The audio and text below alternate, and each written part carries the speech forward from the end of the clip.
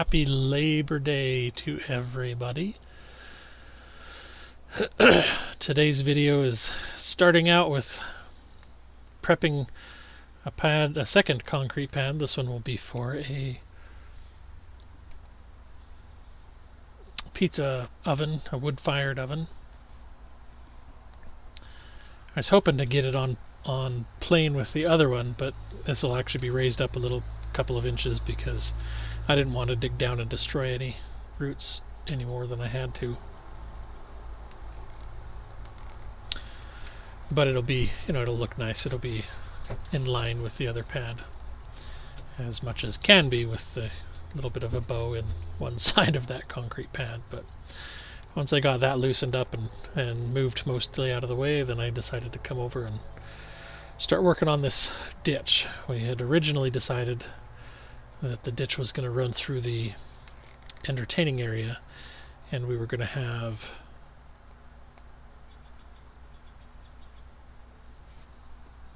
a section that would go underground, and we decided that that was going to be more work than it was benefit. So we figured that the easiest way to do this would be to just take this ditch and go straight down to connect with the ditch on the north side of the driveway. And as usual, the little chicks have definitely figured out that when the tractor's running, they have to come running too. I was a little bit surprised here as I started to dig. I hit a rock that turned out to be fairly large.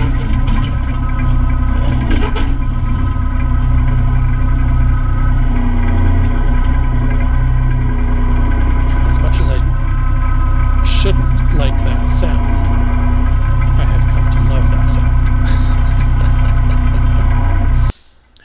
It means two things. A, I have found a rock that I'm now damaging the teeth on the bucket. But B, I've found a rock that I can dig out. When it's a nice long scrape like that, it means it's a big rock. And so I'm digging to the sides of it and just trying to dig down in front of it to just loosen it out, and it turned out to be quite the large rock. It came out in 4 large chunks and a bunch of smaller chunks, and 2 of the larger chunks were big enough that they were maxing out the backhoe. I'd actually tried to look up specifically what the lift capacity of the backhoe is, and for some reason I have 750 pounds in my head, but I couldn't see that anywhere.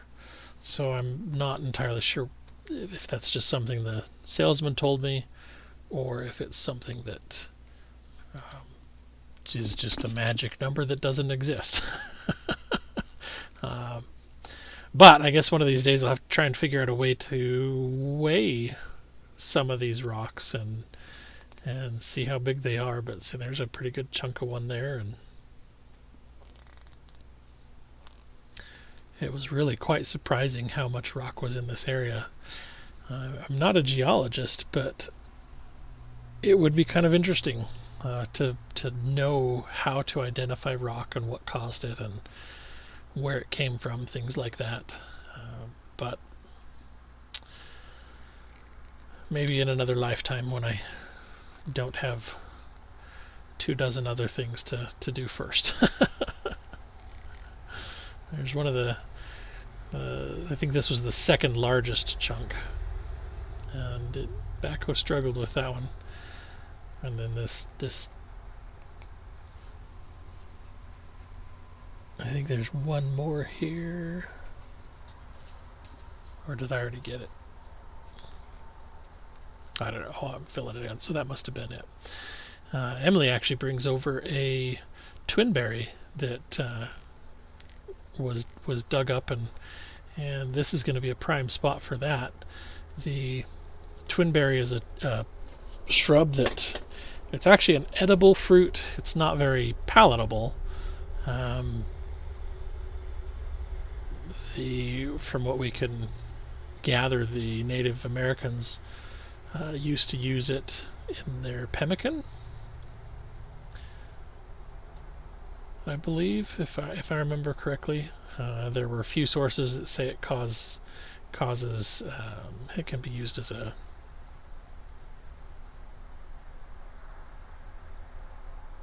I just forgot what the term is called. Causes diarrhea. But then again, pretty much all fruit can cause diarrhea. Blackberries is one that's known for that.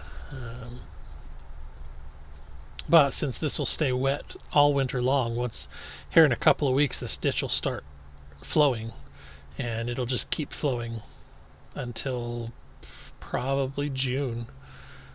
So from about end of September through the middle of June it'll have water flowing through it, and that means that little shrub will have tons and tons of water to keep it growing, and by the time summer comes along, it should hopefully be very well established. So now I'm going to just gather up the rocks and move the 4 biggest ones just out of the way so I can collect them for use later. I think we're going to probably use them as bench stands for some log benches around the campfire. The largest one might actually just be plopped on the ground and might be its own bench. We'll see. But the first 3 that I ended up moving were decent. The 4th one I ended up having to drag because like I said, the backhoe just could not pick it up. And when I was paused there for a minute, I was actually emptying the bucket. I had a couple of bags of cement that the mice had actually gotten into and chewed through the plastic. So they, as far as I could tell, they felt like they were solid, just cement rocks. It turns out they actually weren't, but I didn't know that until I tried to move one with the backhoe. So here I'm going to try and grab this big one, and it keeps slipping out, and I finally get a decent grip on it, but I can't pick it up enough to secure it, and so I ended up just kind of letting it hang, and it leaves a little bit of a trail there in the grass.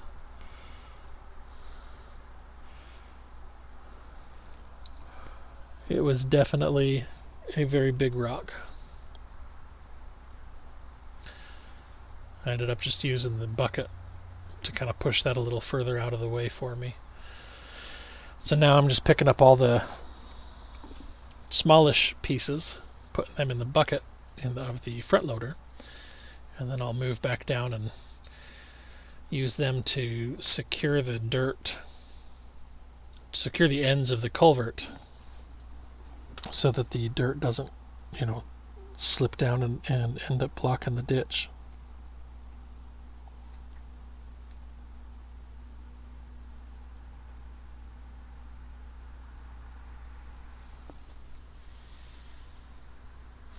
I'll pick up this last one and just drag it over there too.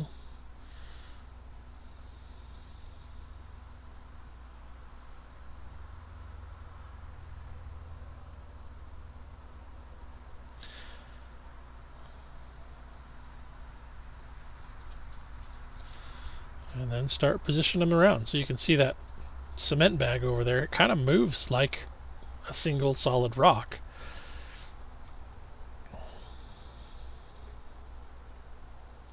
Then when I went to actually grab it, it just kind of tore open. So I just sort of spread it around, and we'll just let it kind of harden around these rocks to, as it rains, it'll just basically cure and help stabilize them. This cement bag in the lower left corner of the screen right now, I ended up doing the same thing on the other side. I anticipated a little bit at this point that it was actually going to be a slight problem. But I just decided to do the same thing because I figured it wasn't really worth trying to sift through it and pick out whatever chunks were available and whatever chunk, pull out the hardened chunks to be able to get to whatever's left. I'll drive over it a few times and kind of pack things down, and then keep working on positioning rocks. And this will be a pretty nice little entrance into the upper area. The goal is that we want to be able to, back a truck up with firewood or whatever for that area. And then you can see here I'm digging out where the ditch will end up finishing up, and it'll connect here and feed into this main ditch. This way both our driveway and the neighbor's driveway will both have really nice ditches to help keep them solid all winter long.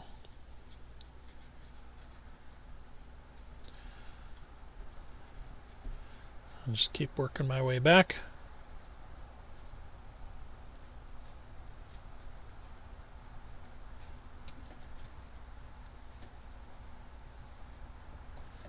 I figured I have to work this direction for at least a little bit so that I can come down, because the tractor's 20 feet long from the front of the bucket to the back of the bucket, or the front of the front loader bucket to the back of the backhoe. So there's no way, if I was just going straight down, that I'd be able to finish that, but this way I can just kind of drive over the shallow ditch that I was just working on and then connect them. And these little shrubs here are azaleas that the neighbor has given us, and we figured this was a decent spot to help create a line of shrubs for their view. And so I'm just trying to take some of this dirt and create some swales so that as the rains come, it'll help pool the water and direct it down around the roots for these azaleas, so we won't have to worry about watering them. And they did pretty good. We only watered them a few times this summer, but once they get their roots established a little further, we will hopefully not have to water them at all, which will be pretty nice.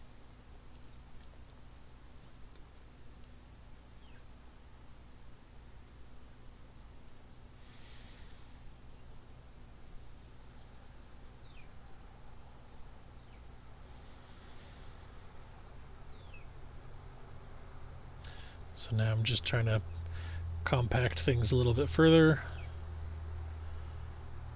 using the weight of the tractor to help complete that, and then come back over and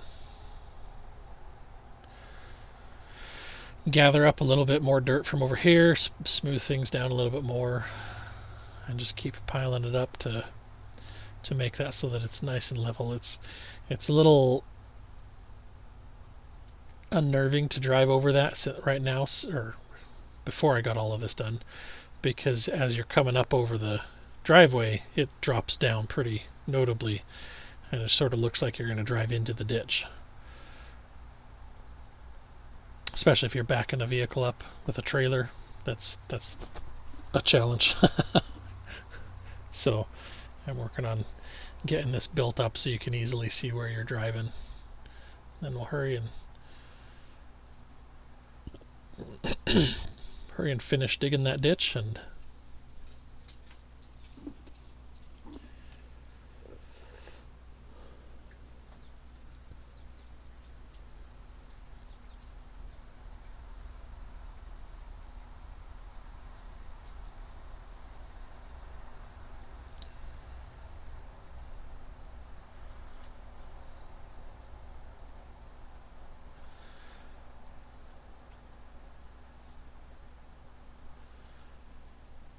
finish doing some more smoothing. That last little bit of ditch I'll just clean out with the front loader bucket real quick here.